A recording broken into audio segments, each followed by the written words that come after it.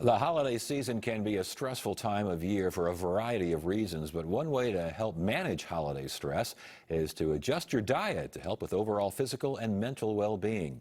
Dr. Lorena Ryder with the Naturopathic Physicians Group joined us earlier today to talk about eating cleaner during the holiday season. Dr. Ryder, welcome to Arizona Horizon. Thanks for joining us here as we talk about managing stress during the holidays. Why are the holidays so stressful? I wish I had the answer for that. We just try to fit so much into our life, into our daily, from the time we wake up till the time we go to bed. We have a huge checklist that we just try to manage, and it wreaks havoc on our bodies. It sure does. And now you've got some ideas here as far as managing stress, and we'll start with something called eating clean. First of all, what does that mean? Well, Ted, to tell you the truth, what you remove from your diet is more important than what you add in. So my suggestion would be to remove one thing this holiday season from your diet. And that one thing I would suggest removing would be sugar. Sugar just wreaks havoc on our bodies. It leads to many chronic health conditions. It causes inflammation, which then in turn causes pain.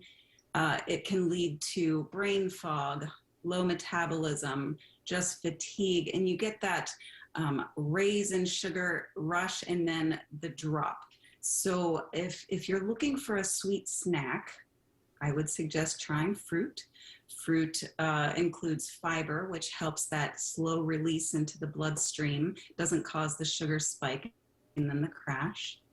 If you're not a sweets person, I would suggest a salty snack like nuts. Nuts have omega-3s that help our brains function properly, and tryptophan that helps us get into a good mood.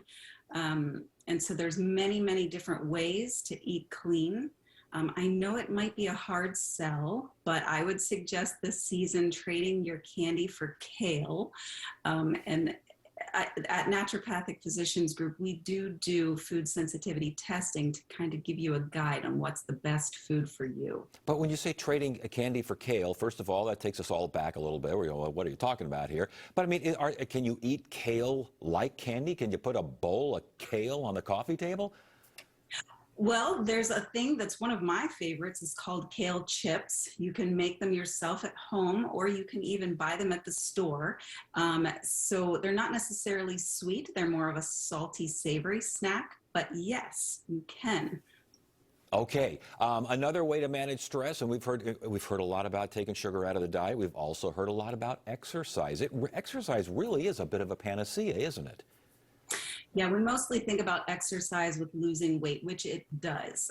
It does help your metabolism, but it does so much more than that. It improves your mood, reduces anxiety and depression, and it gives you more energy. I encourage you to push past that notion whenever you're driving home from work and you're tired and you look in at the gym and you think, I'm so tired, I just want to go home.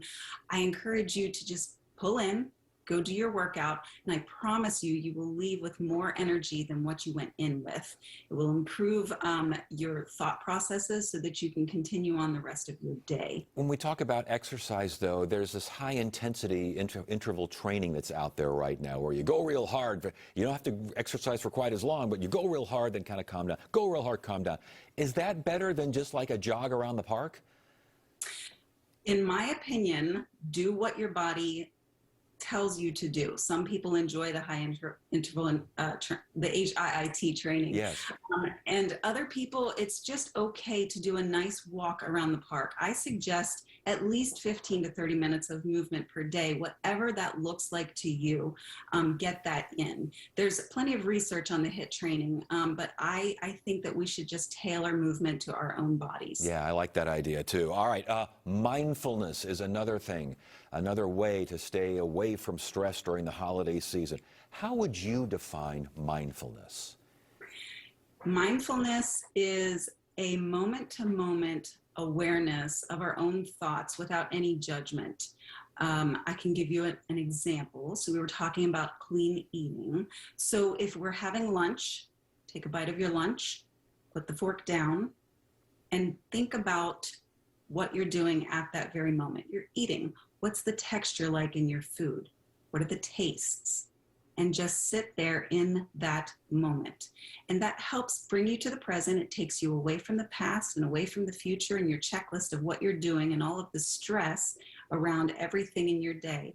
Just take that moment to be mindful, and it reduces anxiety, depression. It even reduces heart disease, blood pressure, gastrointestinal symptoms. So practicing that throughout the day, especially during the holidays, is very important. Indeed, and sleep is another factor. We don't have time to get into that, but I think that's pretty self-evident. If you don't get enough sleep, you're a knucklehead, and if you do get enough sleep, you feel much, much better. That said, what if you get stressed out trying to do all these things that you're talking about? How do you avoid that? You know, deep breathing is good. The sleep that you mentioned is great. Most adults do well with 7 to 9 hours of sleep. Try aiming for an hour prior to what you normally go to bed at, and put your phone down while you're you're laying in bed and you're trying to go to sleep, but you've got the phone in your hand. Just put that aside and try to just be mindful of what you're doing in that moment. All right, and I guess what I was alluding to, don't get stressed out about all the things you're supposed to do to keep from getting stressed out, right? Yes, exactly. All right, Dr. Lorena Ryder, Naturopathic Physicians Group. Doctor, thank you so much. Good conversation. We appreciate it.